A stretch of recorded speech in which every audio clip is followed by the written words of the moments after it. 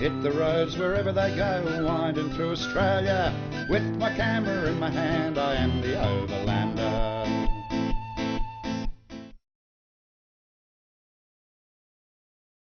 Next up on my journey is Airlie Beach, gateway to the beautiful Whitsunday Islands. Airlie Beach is extremely popular with backpackers, and you can understand why. You can attempt every aquatic activity imaginable, and many backpackers have, and that's just in the lagoon. The saltwater lagoon was built to allow year-round swimming. Up here, you can't swim on the open beaches from November to May. This is due to some nasty little jellyfish which can kill humans on contact.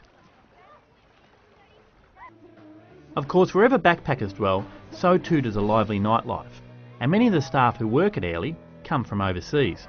So instead of interviewing an Aussie, I thought I might ask a backpacker what they thought of the Whitsundays. So say hello to Jenny Higgins, an Irish backpacker working in one of Airlie's many night spots. Back at home, I was duty manager for an Irish airline. Travelling is something that I've always wanted to do, so I decided to come to Australia for a year. I'm now in Airlie Beach and I'm working for an Irish bar called Paddy Shenanigans, which is great fun, a great bar to work in, and it's certainly very busy.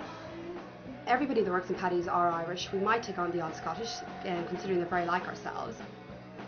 I think it's always good when you find somewhere that you like to stay, that you do work there, because it definitely gives you more of a feeling of the place, because you get to know more locals and the way they live. I mean, when I'll travel up further the coast, I'll definitely continue getting more jobs. Even if I don't need to, I always would like to get a job just to get a more feeling of the place and the way the locals live. I never planned to stay here in Airlie Beach. I was travelling towards Cairns, but when I got here, I enjoyed here so much. I mean, the town itself, it's very laid back, extremely friendly people living here, and I'm here now 2 months. I only plan to stay 2 or 3 days. So far in Australia, I have found the people to be extremely friendly, very helpful.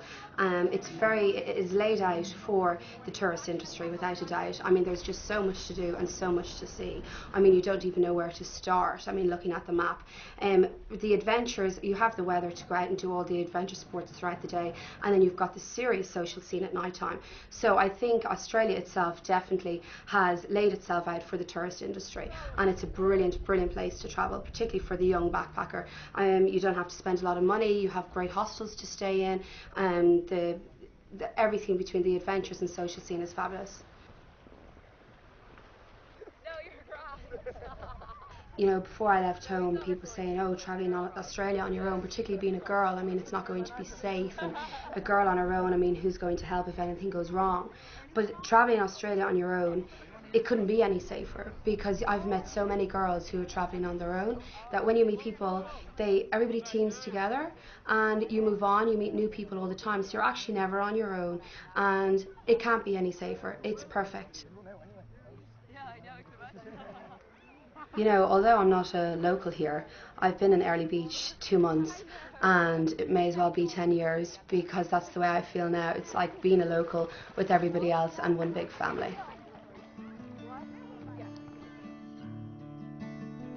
Now, I was on a tight schedule, so I only had time to do a day trip out to the islands, but even doing a day trip is well worthwhile. I got to check out the squeaky clean Whitehaven Beach,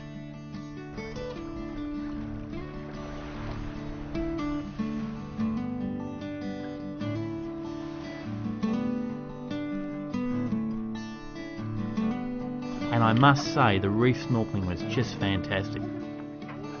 Hard life, eh?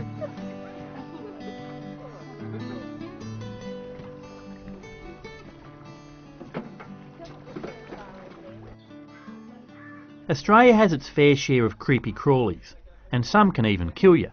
But for many Australian men, these animals represent employment opportunities. I mean, where else can you call yourself a crocodile hunter, or even a snake handler? The Barefoot Bushman is such a man. His wildlife park just out of Airlie Beach is well worth a visit. How many times have you been bitten? I've never been bitten. I've had teeth in me 26 times. Oh. But if that thing bites you with a head... Gone. Yeah, you're dead, aren't you? You can watch him get all cuddly with a crocodile,